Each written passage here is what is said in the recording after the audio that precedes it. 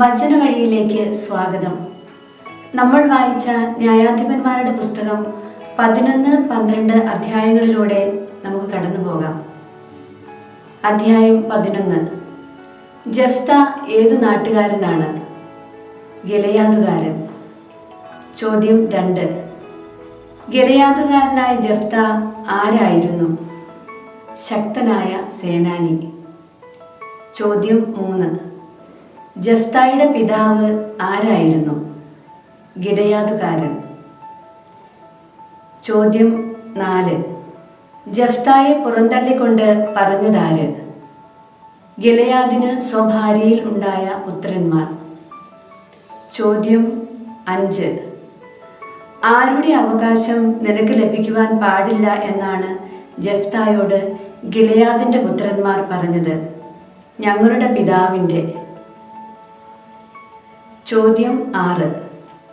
Jephthah ആരുടെ മകനാണ് എന്നാണ് സഹോദരന്മാർ അവനോട് പറഞ്ഞത്? അന്യ സ്ത്രീയുടെ.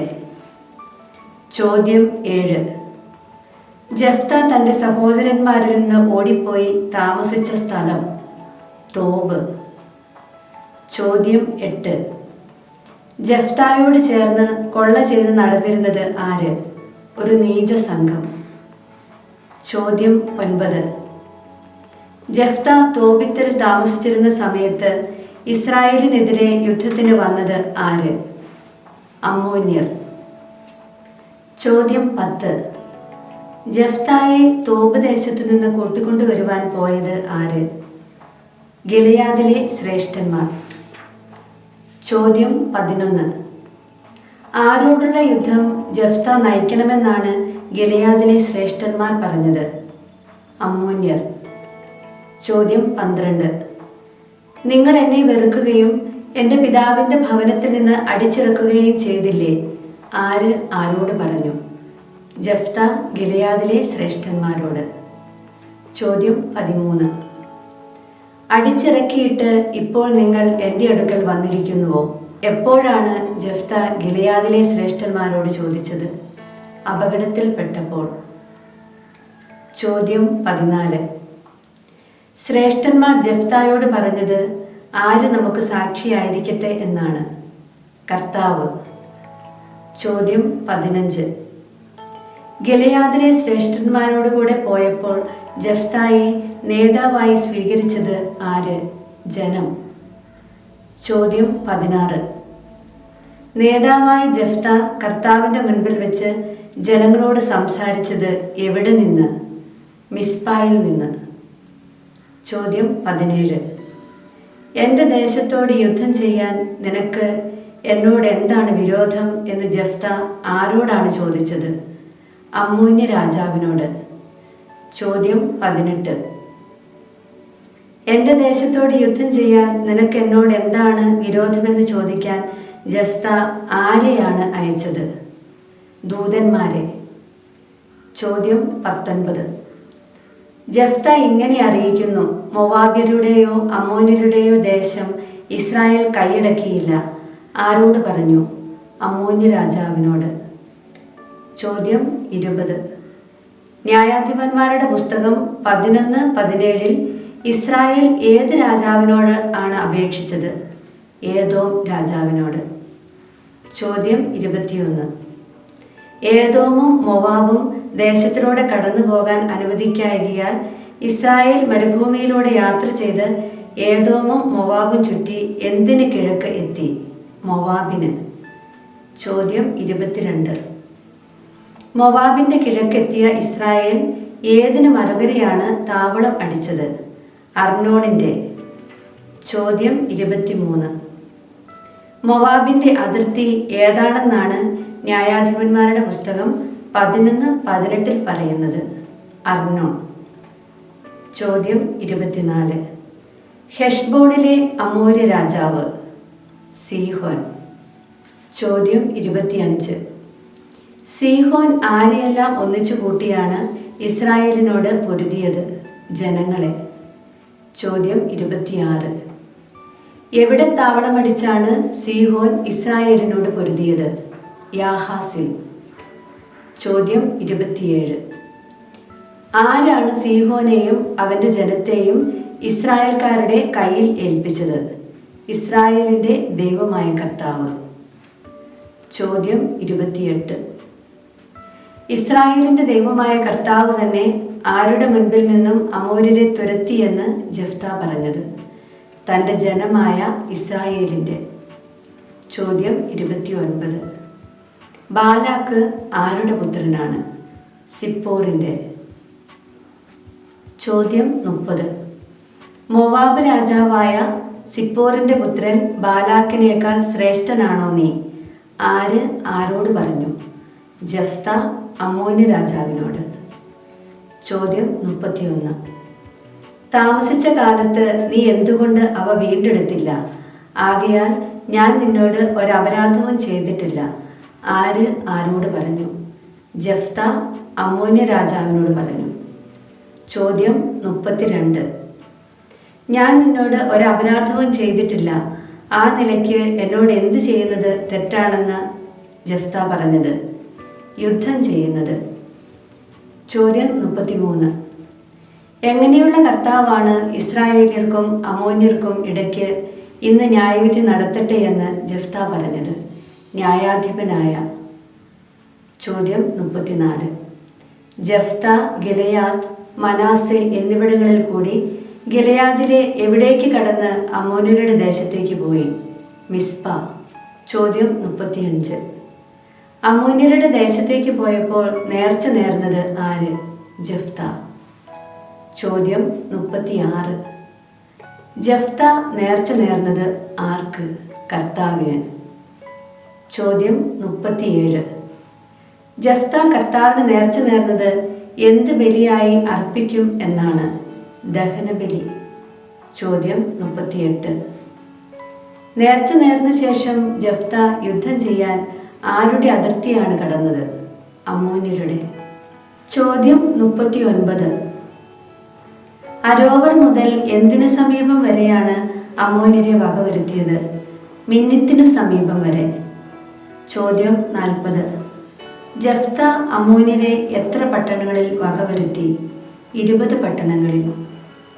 ചോദ്യം 41. ജെഫ്തായുടെ മകൾ അവനെ എതിരേൽക്കാൻ വന്നത് എങ്ങനെ? തപ്പുകൊട്ടി നൃത്തം വെച്ച്. ചോദ്യം 42. എതിരേൽക്കാൻ വന്ന മകളെ കണ്ട ജെഫ്ത എന്താണ് കീറിയത്? വസ്ത്രം. ചോദ്യം 43. കർത്താവ് ശത്രുക്കളായ അമ്മോന്യരോട് എന്തു ചെയ്തു എന്നാണ് ജെഫ്തായുടെ മകൾ പറഞ്ഞത്? പ്രതികാരം. ചോദ്യം 44.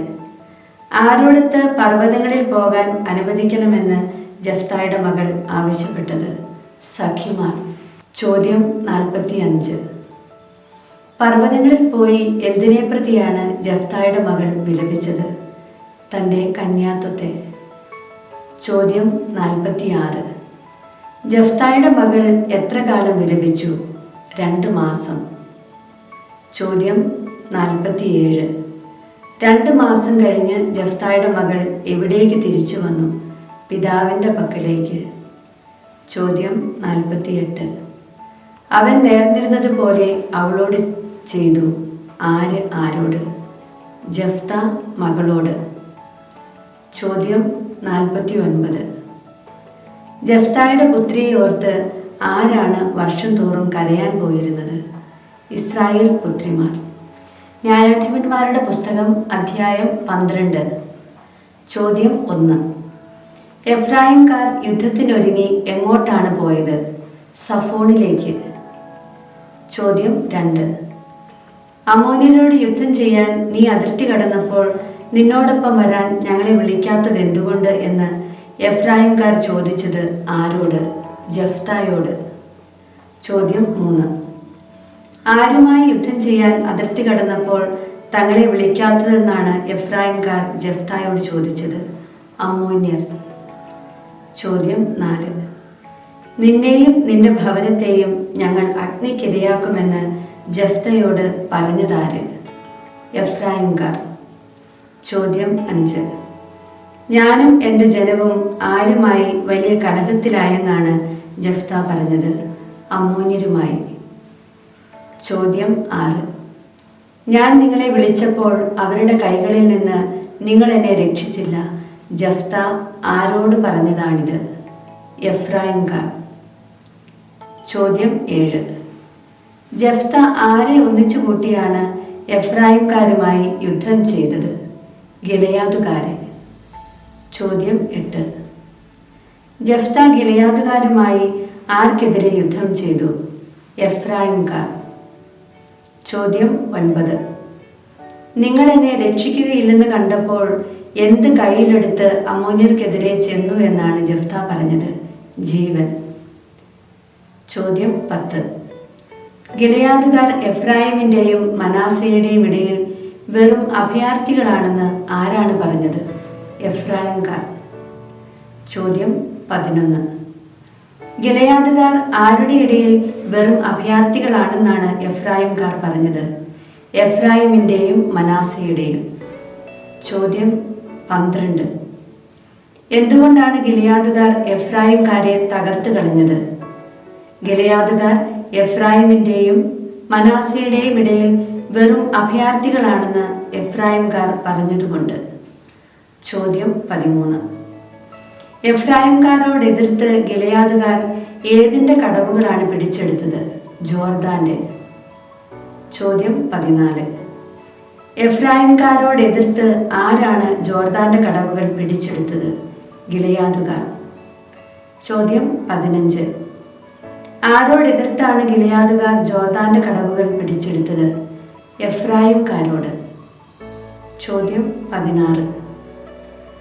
എവിടെ നിന്ന് ഒരു അഭയാർത്ഥി ഓടിപ്പോകുമ്പോഴാണ് നീ ഒരു എഫ്രായിംകാരനോ എന്ന് ഗിലെയാദുകാർ ചോദിക്കുന്നത്? എഫ്രായിമിൽ നിന്ന്. ചോദ്യം 17.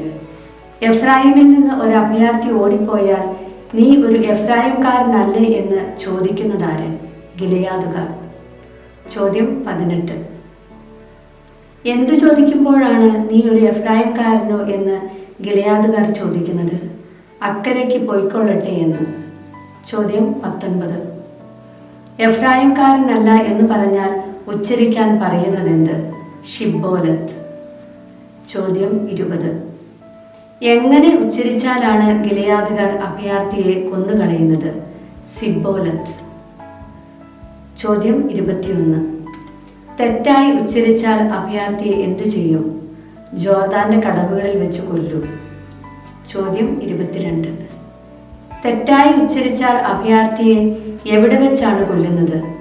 ജോർദാനിൽ, ജോർദാന്റെ കടവുകളിൽ വെച്ച്. ചോദ്യം 23. എത്ര എഫ്രായിംകാർ കൊല്ലപ്പെട്ടു? 42,000. ചോദ്യം 24. കൊല്ലപ്പെട്ട 42,000 പേർ ഏതു നാട്ടുകാരാണ്? എഫ്രായിംകാർ. ചോദ്യം 25. ജഫ്ത ഇസ്രായേലിൽ എത്ര വർഷം ന്യായപാലനം നടത്തി? 6 വർഷം. ചോദ്യം 26. 6 വർഷം മാത്രം ന്യായപാലനം നടത്തിയ ന്യായാധിപൻ? ജഫ്ത. ചോദ്യം 27. ജഫ്ത ഏതു നാട്ടുകാരനാണ്?